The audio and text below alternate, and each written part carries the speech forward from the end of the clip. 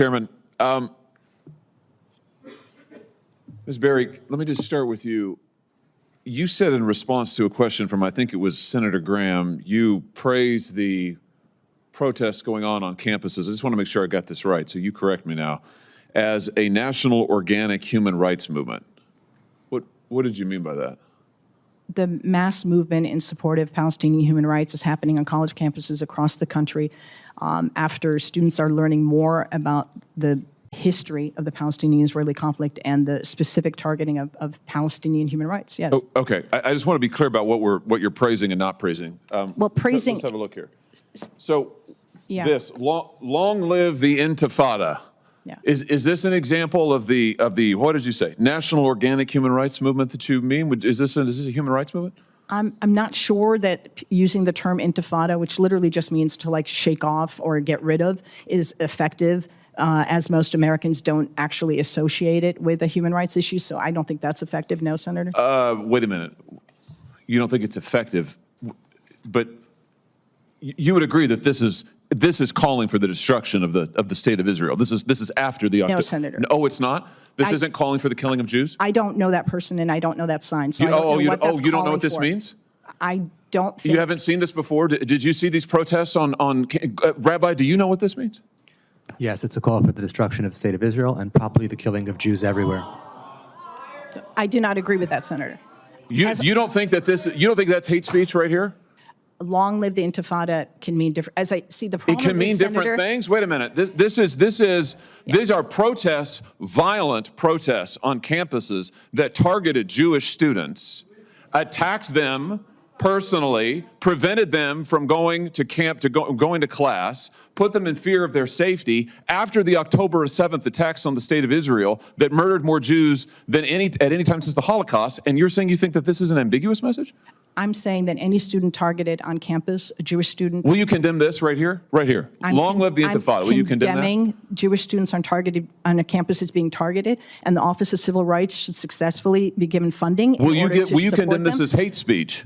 I think that can be hate speech, but I don't think it's automatically hate speech. The problem is that there's nuance I'm trying to introduce to this conversation. What's the nuance when these people are marching and calling for Jews to be killed? Sir, because long Intifada also means uprising for Palestinians. The way you get rid so it's ambiguous, so it's hard to say. Well, my gosh.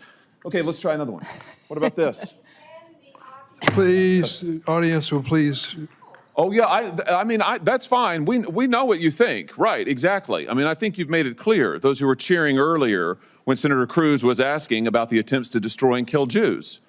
Let's just be clear about what's going on here, because here's what's happening at this hearing. We can't talk about anti-Semitism without also talking about something else. The message that's being sent today at this hearing today is anti-Semitism isn't enough. The attempts to kill Jews on campuses, that's not a conversation worthy of discussion.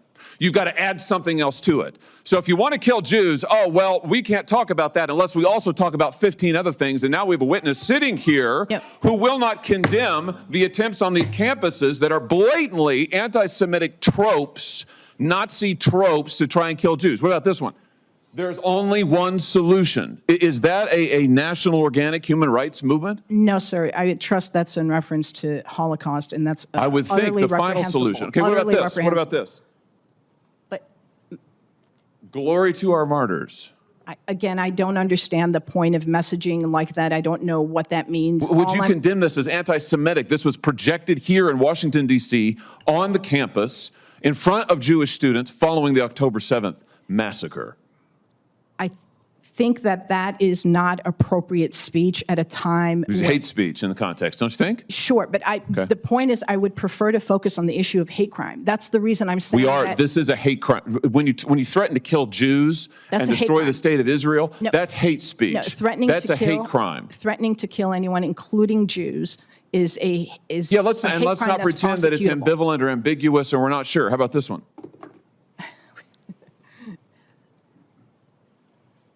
Free Palestine from the river to the sea. That's not hate speech, sir. You don't think that this is a call for the destruction of the state of Israel?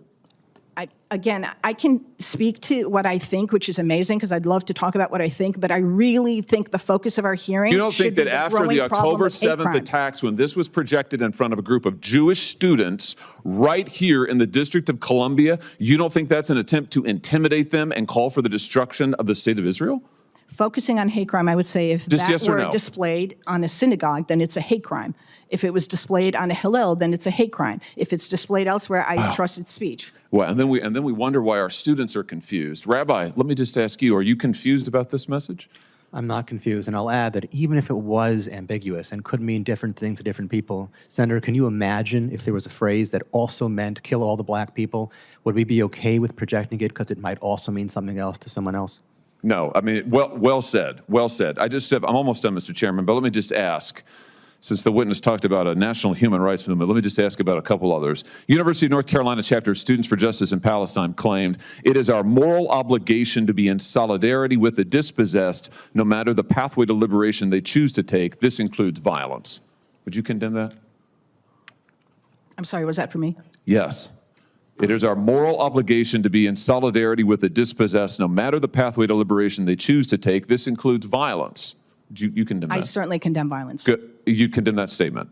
I condemn violence. I have no interest in engaging in this back and forth about individual statements of students. You know what? I do have an interest in it, and here's why. What I just read to you, the United States Senate unanimously condemned this rhetoric. And unless we take a stand now on this rhetoric, on this specific rhetoric out of the mouths of these students that you have called National Organic Human Rights Movement protesters, we are going to send the message that trying to kill Jews on campus, trying to prevent Jews from going to class on campus is just okay. It's just another viewpoint. Senator, It's your not time just is another viewpoint. And Never frankly, what okay. you're trying to do here Senator, today, I your think, time is has wrong. expired.